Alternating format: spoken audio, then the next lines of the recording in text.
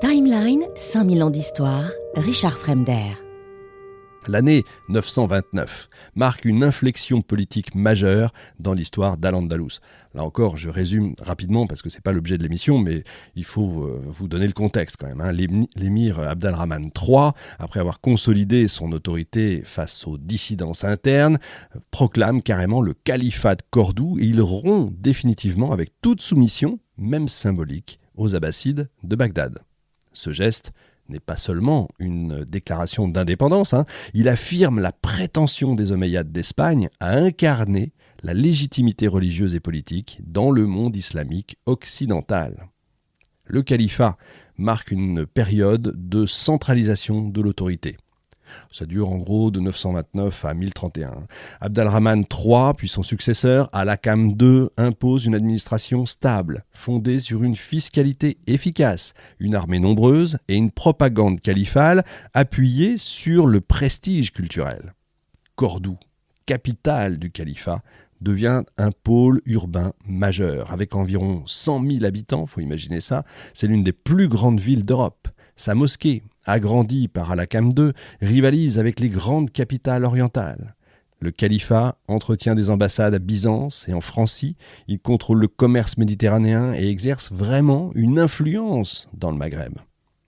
La stabilité de ce califat repose sur 3 grands piliers. Une armée structurée, c'est important, qui mêle berbères, esclaves, notamment des slaves islamisés, et des troupes mercenaires. Un contrôle des provinces aussi, notamment face aux rébellions berbères et aux autonomies locales comme les Banu Afsoun à Bobastro.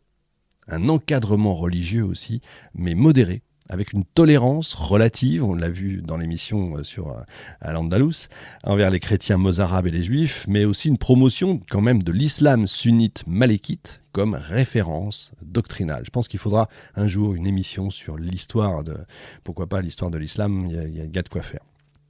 Et l'un des traits majeurs d'Al-Andalus à cette époque, c'est la coexistence entre plusieurs groupes culturels, religieux et linguistiques. Vous l'avez compris, ils n'arrêtent pas. En fait, les tensions internes continuent. Vous avez les Arabes qui forment l'élite politique, militaire et religieuse, les Berbères qui sont souvent marginalisés, essentiels militairement, mais qui subissent quand même une discrimination sociale, et puis les Mouladis, donc les chrétiens convertis, qui sont issus des populations ibériques à la base, et qui grandissent évidemment en nombre.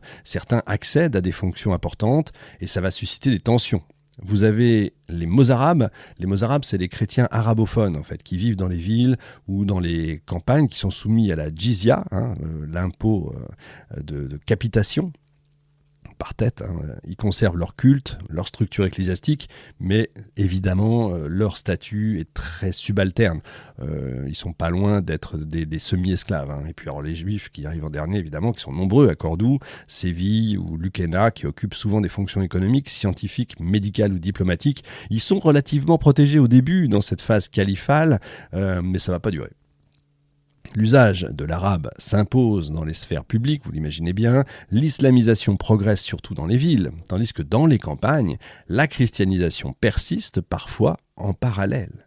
Et ce processus n'est pas imposé par la force, mais favorisé par les incitations fiscales et sociales à la conversion. Sous le califat, une véritable culture andalouse, cette fois, émerge au croisement de l'Orient musulman, du substrat ibéro-romain et des réalités locales. C'est une culture urbaine, littéraire et érudite. En littérature, Ibn Hazm, plus tard, va incarner cette sophistication andalouse. En médecine, en astronomie, en philosophie, les cours omeyyades attirent des savants du monde entier, c'est vrai. Les bibliothèques s'ouvrent à de vastes traductions. Al-Hakam II va créer une bibliothèque personnelle de plusieurs centaines de milliers de volumes. Cette vitalité culturelle, même si elle est centrée sur l'élite évidemment, irrigue progressivement l'ensemble du tissu social urbain. Mais à la fin du Xe siècle, la stabilité califale est remise en cause. Sous le calife Hicham II, le pouvoir effectif passe entre les mains d'un vizir devenu dictateur militaire, Al-Mansour, Al-Musaffar aussi, il a les 2 noms. À partir de 978, il va mener plus de 50 campagnes militaires contre les chrétiens. Il va piller Barcelone, Saint-Jacques-de-Compostelle, Léon. Il va maintenir l'unité, lui, par la terreur. Mais à sa mort, en 1002, les conflits reprennent. Les héritiers d'Al-Mansour vont se disputer le pouvoir. Les provinces se rebellent, les berbères se soulèvent, les aristocraties locales prennent leur autonomie. En 1031, après une vingtaine d'années de guerre civile, le califat est aboli et il ne sera jamais restauré. La péninsule musulmane entre alors dans l'ère qu'on appelle les taïfas. C'est des petites principautés en fait indépendantes. Cette fragmentation, paradoxalement, va coïncider avec un nouvel essor culturel, mais qui affaiblit durablement la position politique de l'islam espagnol face au royaume chrétien. Et vous connaissez l'adage, diviser pour mieux régner, c'est très exactement ce qui va se passer, ça va prendre un peu de temps. Au moment où Rodrigo Diaz de Bivar, dit le Cid, voit le jour, la péninsule ibérique est donc le théâtre d'un enchevêtrement de forces politiques, culturelles et sociales. Contrairement à l'idée ultérieure d'une lutte idéologique unifiée entre chrétiens d'un côté et musulmans, le contexte du XIe siècle se caractérise par une sorte de fragmentation, une recomposition constante, tant dans le nord chrétien que dans le sud musulman. Je dirais que tout ça est un peu atomique, si vous voulez. Ça se recompose selon les alliances. Et pendant plus de 2 siècles, le califat omeyyade de Cordoue a dominé la majeure partie du sud de la péninsule, c'est vrai. À son apogée, il s'appuyait sur une administration centralisée, une armée solide, une vie urbaine prospère, mais tout ça, à la fin du Xe siècle, ça marque véritablement le tournant. On va maintenant entrer dans le détail de ces petites taïfas, les entités, les unités indépendantes, si vous voulez. Certaines sont très éphémères, d'autres vont durer plusieurs décennies. C'est des petits royaumes, si vous avez compris, des petits royaumes musulmans fondés sur les ruines de ce califat dont je parlais il y a un instant, et qui vont refléter la diversité de la société andalouse en réalité. Les familles arabes traditionnelles, d'abord, les Banu Abbad, les Banu Oud, reprennent le flambeau à Séville ou à Tolède et ils essayent de continuer, eux, la tradition administrative et culturelle du califat, mais tout en négociant évidemment à chaque fois leur indépendance. Vous avez bien sûr les Berbères qui sont là encore souvent marginalisés sous le régime omeyyade, qui vont s'affirmer en prenant le contrôle de cités comme Grenade ou Ronda et imposer leur propre mode de gouvernance militaire. Et puis les Slaves islamisés, les anciens esclaves ou les soldats qui parviennent eux aussi à accéder à des postes stratégiques dans des villes portuaires comme Denia ou Tortosa, qui vont illustrer la nature, là encore, fluide de l'ascension sociale à cette époque.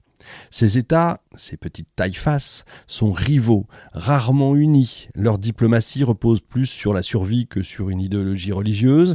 Quand le besoin en plus s'en fait sentir, ils payent un tribut au roi chrétien ou leur demandent même carrément assistance militaire contre un voisin musulman. C'est là qu'il n'y a pas d'unité, vous comprenez. On entre vraiment dans l'ère de ce qu'on appelle des parias, les parias, des versements annuels d'or versés aux souverains du Nord en échange d'une paix ou d'une protection. Cette indépendance va progressivement, carrément, inverser le rapport de force. Au nord, l'héritage wisigoth se perpétue à travers plusieurs entités politiques qui vont évoluer de manière distincte avec leur propre dynamique interne et leur stratégie d'expansion. Face à Al-Andalus, les royaumes chrétiens ne forment pas non plus un bloc uni. Le nord de la péninsule est lui aussi divisé. Ces dynasties rivales entretiennent des rapports, on va dire, ambivalents, fait d'alliances, de circonstances, de conflits dynastiques, d'expéditions militaires aussi.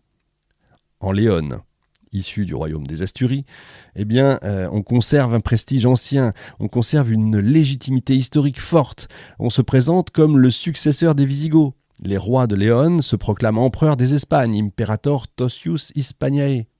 Mais son autorité, l'autorité du roi de Léon, est contestée, affaiblie par les divisions internes, les révoltes galiciennes aussi et la montée en puissance de ses anciens vassaux. Timeline, 5000 ans d'histoire, Richard Fremder.